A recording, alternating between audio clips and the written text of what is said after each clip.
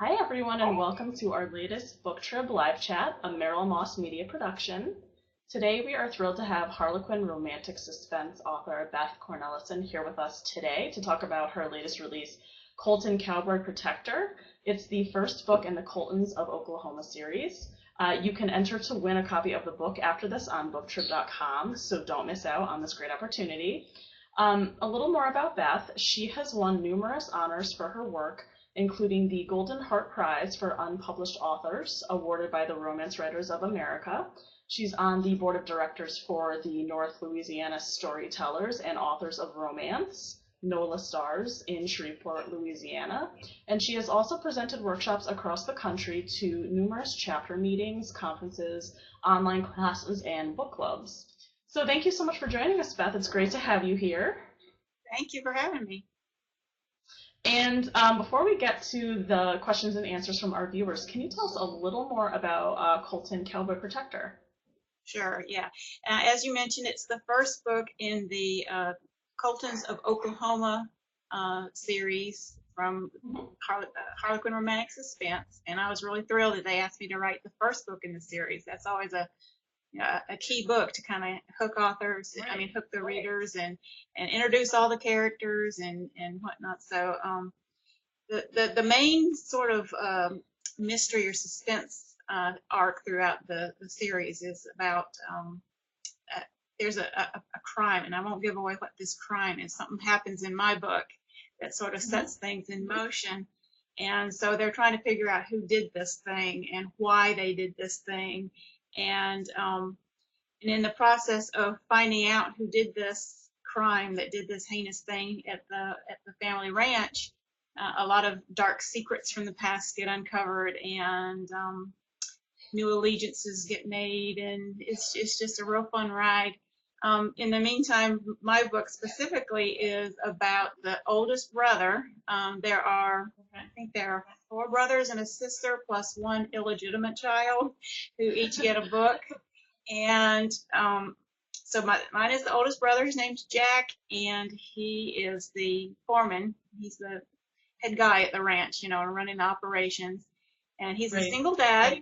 He's divorced and had a kind of a bitter experience with his first wife, who turned out to be sort of a gold digger. The Coltons are a very, very wealthy family and had a very successful ranch, and so he was burned by that, and doesn't want anything to do with anybody he think might be trying to, be another gold digger or maybe interfere with his son. And the heroine shows up, and she happens to be a cousin to his wife that he never knew about, and she wants a relationship with this little boy because that's the only family she has left. The hero's ex-wife has been killed in a car accident, and so the heroine wants to find a relationship with this little boy. And he's real wary of her because he thinks that she's going to try to take the boy from him.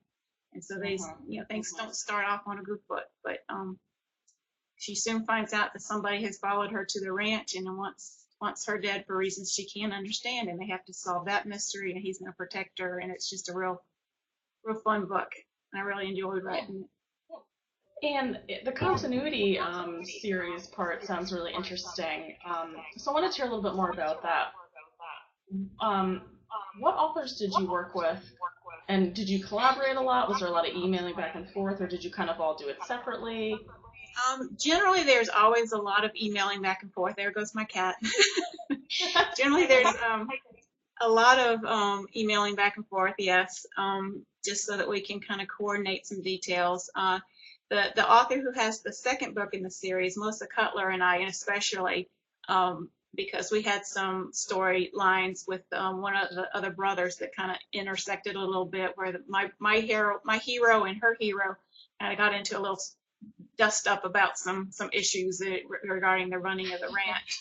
And so I, coordinated with her on what those issues would be and how they were going to handle it and where things were going to stand at the start of her book, and you need to be careful, how many of the details you change, because you do have authors that are coming later in the series that are counting on writing it according to what the editors have provided. When you get asked to do a continuity, the books have pretty much already been plotted out for you.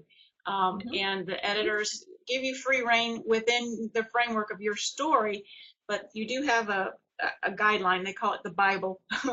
And so you know who the other characters are and what the main storylines are going to be and what the overarch mystery story is going to be and how it all needs to kind of resolve in the end, the whodunit. And so you have to work all those details in and coordinate. So we usually set up an email loop where we can chat and say, okay, what are you doing about this? And I'm going to change this detail, and I decided to name this horse that, so that some of that will jive in the end, But it's fun. Let's see, besides Melissa Cutler, L. James, Carla Cassidy is a real popular writer in the line. Karen Whidden and Marie Ferrarella, I believe, is the last book in the series. Can't remember, but we had some really, really knockout authors on this series, and it's going to be a good one. Yeah, sounds great. And just going back to when you were first published, what was that journey like to get published? Yeah, like any author, it started out with all the rejection letters and a lot of hours of writing books that never saw the light of day. I started, my first books I wrote in high school, just longhand in little notebooks. And then when I moved with my husband to Louisiana back in 1990, my major was in public relations, and there just weren't a lot of public relations jobs around. So I let the voices in my head go wild, and I started writing some stories down. But at that time, I didn't have a computer, so I did some more writing out stories longhand. And he finally said, hey, if this is what you're going to do, you're going to need a computer. And I said, I agree. So I got a computer and got busy. And I probably wrote for 10 or 15 years with an eye towards publication before I sold my first book to Harlequin. I submitted probably 7 or 8 books to them that all got rejected, but towards the end, within the 2 or 3 years before I sold, I had an editor that I was working with closely, and she wanted really badly to buy one of my books. We just couldn't find the right one at the right time, that the senior editor would buy. But when I did, we went back later and we worked together on some of the earlier submissions. So, they didn't go to waste, but Right. That's great. Yeah, it's a journey, it's a journey of a lot of writing, a lot of learning, and a lot of tough skin trying to take the feedback and the rejection letters and finding your way and finding your niche, and you just can't give up, just keep going. Yeah, that's great. Becca has a question about your process. She wants to know what your overall writing process is like. Do you outline? Are you a seat of the pants writer?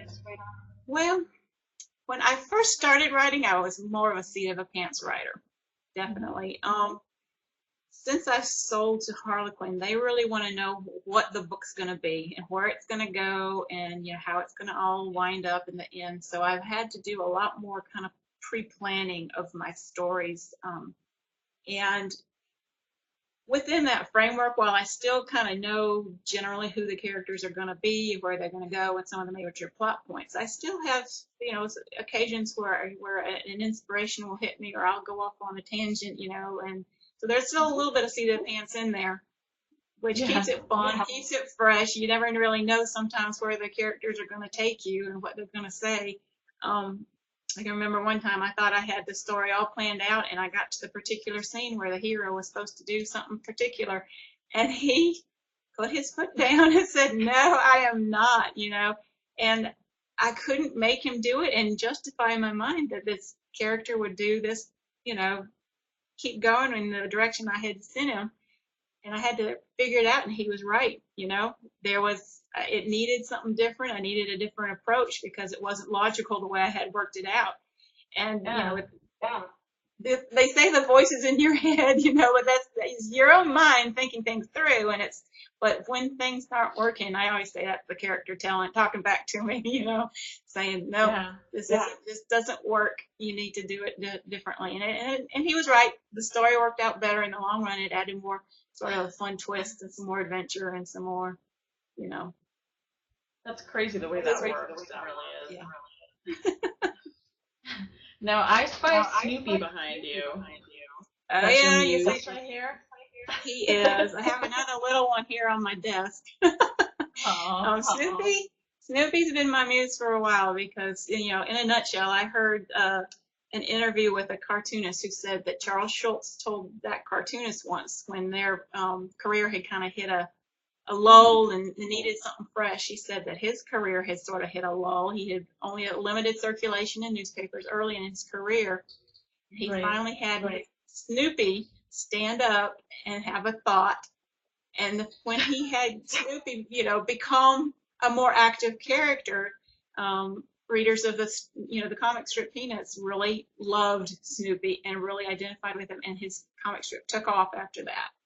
And he said the advice that he gave that cartoonist was to find your Snoopy and let him stand up and, have a thought. And I took that as just great advice because I was still a struggling writer at that time. I said, that's what I got to do. I got to find that one thing that makes my writing different and special and really hone in on that and make it shine, and, that I think that in writer's terms, you call that your voice, finding that thing that makes your writing special. And so with that in mind, I kind of surrounded myself with Snoopy's ever since, because he's a cute guy anyway, what's not to like with Snoopy. But so he became my muse and my inspiration, sort of, the little reminder to do my thing and do it well. Yeah, and we know you're a big cat person. We see your friends wandering in the background. So have any of your feline friends made it into one of your books? Yeah, in fact, it's kind of a game that I play with myself. So sometimes when I'm writing, a suspense book, it's hard to find a logical place to put a cat in the book. But when I started with the first few of my books, I didn't know how long I would be writing. I didn't know how many books I'd get published, and I wanted to take the opportunity when I could to slip, some of my cats into those books so they could, just kind of have their moment in the sun, so to speak. So some of my early books have my cats in particular, cats that I've had as a child, cats that we had, since we've been married. They had particularly interesting personalities. And after a while, I kept selling books and saying, okay, well, I want to put up, so now it's a contest with myself to see how I can work a cat into every book. So readers need to look for that cat. So there's going to be a cat somewhere.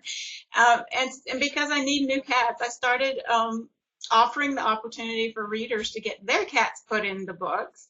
And especially through the Brenda Novak auction for juvenile diabetes. She traditionally does that every May. I think she skipped this past May because it got kind of overwhelming. But so every now and then you'll find an auction where I'm offering the opportunity to get your cat in a book. And there's been many that's awesome. special guest cats appear.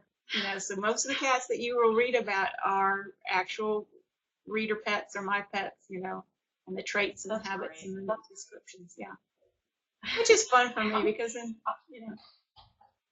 Go ahead. Yeah, absolutely. Kristen has a question. She says, do you ever go to the fans for inspiration on names or anything else related to your writing process? So the cat things, the fawn things, or anything else that you ever the cat thing for sure. Mm-hmm. I've gotten stuck once or twice with plotting, and I go to some of my writer friends. I did have one of my close non-writer friends locally. I had lunch with her and told her that I was kind of stuck. And she gave me an idea that I incorporated it into one of my latest books. And I wrote it in the dedication to her that she, had helped me work through a little plot twist or something that I was stuck on. Sometimes, I might see something, or overhear a conversation at a restaurant or at an airport or whatever that kind of makes me think, that might be an interesting thing to kind of expand on. Or you see things in the news. I mean, everything is fodder, I think, for the writer's mind. And while I might not steal anything per se, it all kind of gets put into the grist mill, and I recycle it and look at it in new ways and say, okay, how can I do this, but put a twist on it or do something a little bit different, And but as far as really taking names or other plot ideas, I mean, if somebody's got a great idea, they can send it to me. I no guarantees, but I don't think that normally I have an awful lot of ideas of my own that I'm trying to keep up with. Absolutely. And are you active on social media? I have a Facebook page for my author page. So on Facebook they need to look for Beth Cornelison author page. In fact, I just put a picture up of my new kitten. We just got a kitten over the weekend, little baby. And so you can meet my new little baby on my Facebook page. And then I also have a Twitter account. I'm less active on Twitter just because I kind of get overwhelmed. I have a Goodreads account, and I'm hoping to be more active on that account soon. But yeah, I love social media. I'm on Facebook a lot. It's addictive. Yeah, absolutely. Yes. It is. And I noticed some delicious recipes on your website. Do you ever put some great food scenes in your books? Do you like to kind of, interject some food knowledge or recipes? On occasion there'll be food. There's, food's my friend. Especially living in Louisiana, I'm surrounded by a lot of really good food. The South in general has a lot of good food, and Louisiana in particular has some fun recipes. So it was fun for me to be able to share some of those recipes, like the gumbo and the pralines and stuff, on my website. So I hope that readers will. And then I have a number of good friends that are really good cooks. I'm an okay cook. I'm an average cook, but I like to share some of the recipes I get from my friends too. So yeah, they look delicious. Now, Alex wants to know, speaking of food and drink, what is the perfect cocktail to enjoy with this book? Anything come to mind? Well, with this book, let's see, we're on a ranch and it's in the summer, so it's going to be hot and dry. We're going to need something cool and refreshing. I'm not a big cocktail drinker myself. I usually stick to beer and wine. I know that my hero Jack would be drinking a nice cold beer. I agree. I would say whatever you like, as long as it's cool and refreshing, because it's a hot book. It's a nice hot summer out there, so find some air conditioning and whatever drink suits you. Exactly. Is there any feedback or criticism even that you've gotten from a reader or a colleague that really stuck out in your mind? Well, we always love to get positive feedback. Who doesn't like being complimented on or feel like they're doing something that's resounding with their readers, making an impact. I did have a review of a non-Harlequin book where the reviewer said that it was just absolutely one of her favorite books that she'd ever read, and that she was putting it on her keeper shelf, and that she would be rereading it. And anytime somebody tells me that they stayed up all night to read, that's a compliment to me, because that means, okay, that book was good enough that they couldn't put it down. So I feel like I've done my job when I hear that. And when I was first learning to write, I'm a member of RWA, the Romance Writers of America, and have a chapter in Shreveport that I attend. And a number of the ladies in the chapter were very helpful, giving feedback, both constructive criticism and encouragement. And so I owe a lot to that chapter, and they helped me polish my writing. And storytelling is sort of a natural instinct, but the craft of writing, you kind of have to learn. So absolutely. Yeah. But now you teach a writing course. Can you tell us more about the class? I think you were teaching it, or you still are, about secondary characters. I have several classes that I have taught, both at conferences and online. And the most recent one that I taught was about secondary characters. Because while we give a lot of attention to, the hero and the heroine of a book, or maybe the villain, the secondary characters that populate a story are just as important, and they really fill out the story and give it its color. And that's kind of your opportunity to do some fun, quirky things, or add an extra layer of emotion, and you need those characters to populate your story to help support the hero and heroine in their journey. Exactly. And so I look at, some of the different kinds of roles that secondary characters can play, because sometimes they're the ones that help provide information to the hero and heroine that they need, or, they might be the expendable victim, the first one to die when something bad happens. Yep. And, so there's plenty of room there, to learn stuff. But I also have classes about, getting your story started the right way, so that you hook the reader. One about sagging middles. You don't want your middle to be, a low point. You want to keep the action and the conflict going. I've got another one about just adding that spark and spice to every scene, and using all your senses and just really how to make those scenes sparkle, So I love the saggy middle. I would never think about that. That's really give your book great abs in the middle. Right. Now, speaking of Oriental BOA, do you have any events coming up? Any writers' conferences, book signings that you're going to be attending?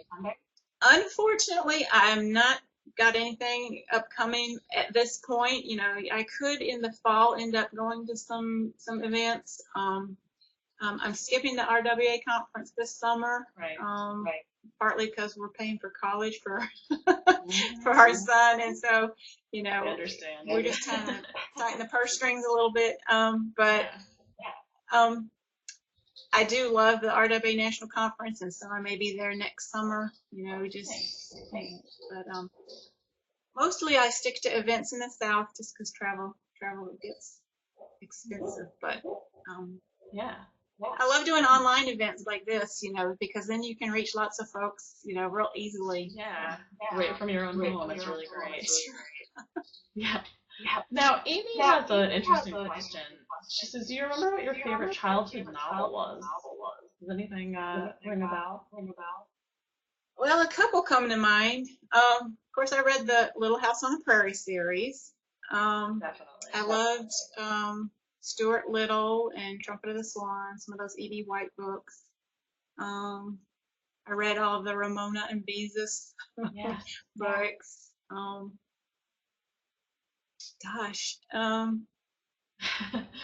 So Mouse and the Motorcycle. I remember when I was in 5th grade, my teacher read aloud books to us. So we did, Where the Red Fern Grows and How to Eat Fried Worms and some of those great books, some of those that I had fun rediscovering when, my son was growing up, because he enjoyed books too. And so we got to discover some new ones and rediscover some old ones. I forgot about the Mouse and the Motorcycle. I love that one. Now, do you remember the first thing that you ever tried to write as a kid? Well, as a young kid, I wrote a book about my cat Ajax, and I kind of documented some of his little adventures and things. But when I got into junior high, I wrote a little teen romance that was sort of my take on West Side Story, sort of the the guy from the wrong side of the tracks kind of story, But it has never seen the light of day since. That was a learning book, Right, exactly. And nowadays, where does all the writing take place? Is it in a room in your house, an office? Right here in this office. Yeah. Do you have any do you work early in the morning? Do you have any rituals that you kind of stick to? I do most of my writing in the morning. I need my coffee to get me started, jumpstart the brain. But then I'll write mostly in the morning until I hit my word count for the day, or until I get to a good stopping place. And then I'll, spend the afternoon doing errands and housework and doing my reading or whatever needs to be done, the other stuff, So yeah. So who are you currently reading? Currently reading. I read a lot of Lisa Gardner. I just finished reading Harlan Coben's latest. I love Linda Castillo's book. I'm looking forward to her next one. She's got the Amish Murder series, and she was one of my good writer friends and mentors when I was, coming up, and I really love seeing all of her success. Karen Robards has been an inspiration, and loved her story. She kind of got me hooked on the whole romantic suspense genre when I was first reading. But when I want something a little bit lighter, when I'm ready to back off some of the drama and suspense, then I love Susan Elizabeth Phillips. It was Kitty again. And I love Kristen Higgins and Susan Wiggs, for some women's fiction. And we have a random question from Marley that I think is kind of cool. What are 5 things you can't live without? 5 things I can't live without. Well, in Louisiana, I can't live without my air conditioning. I'm spoiled. I can't live without chocolate. I love and can't live without my family and my kitty cats.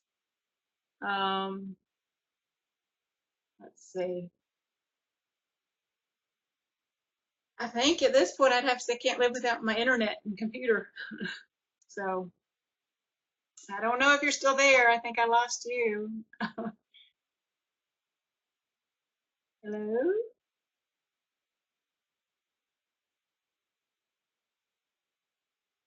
Hello.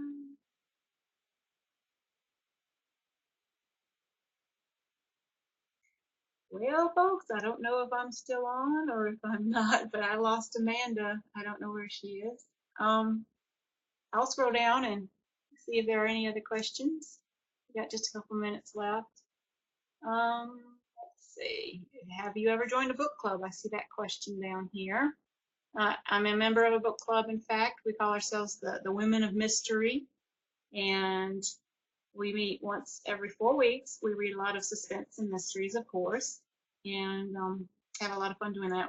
We also could be a supper club almost, because we pick a restaurant, a new restaurant to try each time, and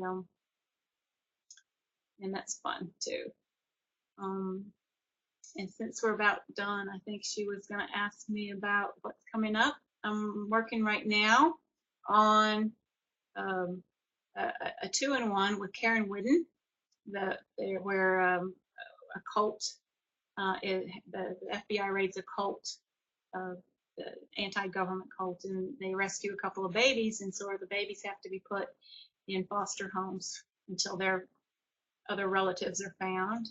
And so then the cult members escape and they come after the babies, and so there's all that adventure where the hero and heroine have to protect these babies from the cult members, and that should be out in the spring. This coming fall, in November, I have a 2-in-1 with Colleen Thompson, which is about a wedding where there's a shooting at the wedding, and then it's fun one because my story is about the key witness of the shooting, and she takes off, and the sheriff in town goes after her, and they have a history together, and so that's the first story. And then the second story that Colleen writes is about the wedding couple, the couple that didn't quite get to I do before the shooting happened, and so you get a follow in real time, because my story takes place at the same time that her story takes place, and we had to kind of come back and forth, because the people involved with the wedding were friends, and with the couple that was getting married, and so they were in touch with each other, especially since my hero is the sheriff, and they're trying to catch the shooter, and so they're calling back and forth and checking up on each other, and the progress of the investigation as it went along, okay, at this point in my story, this is what's happening, and this is what's happening. So anyway, so that book should be out in November, and that one's called, I believe, Cowboy Christmas Rescue is what that one was called, and my story is Rescuing the Witness, and Colleen's story is Rescuing the Bride. So you can look for that one in November. And anyway, and I still don't see Amanda, so I don't know, at this point where we'll go from here, but let's see. I'll roll down and I'll take one more question real quick from down below. Let's see.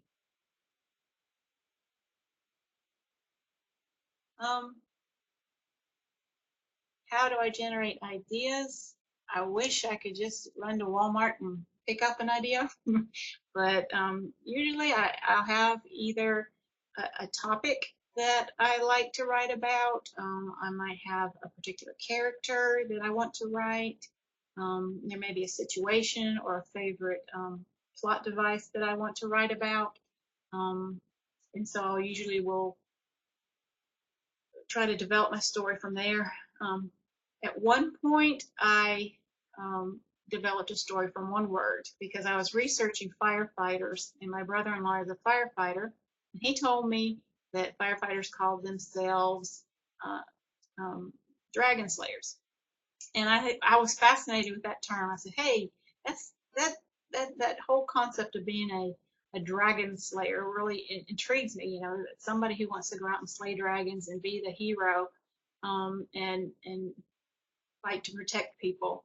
Now, what would be the worst case scenario? Hey, I see somebody back. What would be the worst case scenario for somebody who wants to be a protector?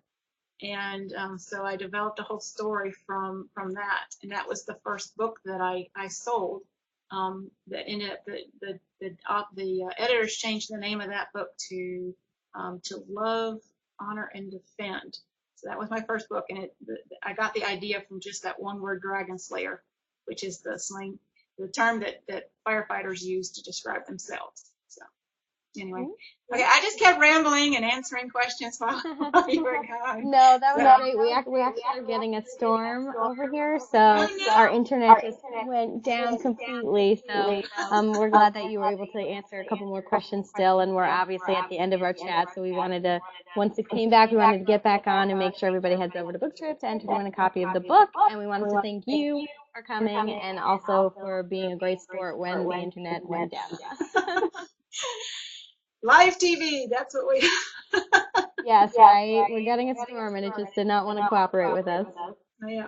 Okay. Well, I'm glad that I could be here, and I hope people will check out my Facebook page and my website and enjoy talking with you. We're looking forward to catching you on all the social media and entering to win the book, and we will talk to you soon. Thanks. Okay. Bye. Bye-bye.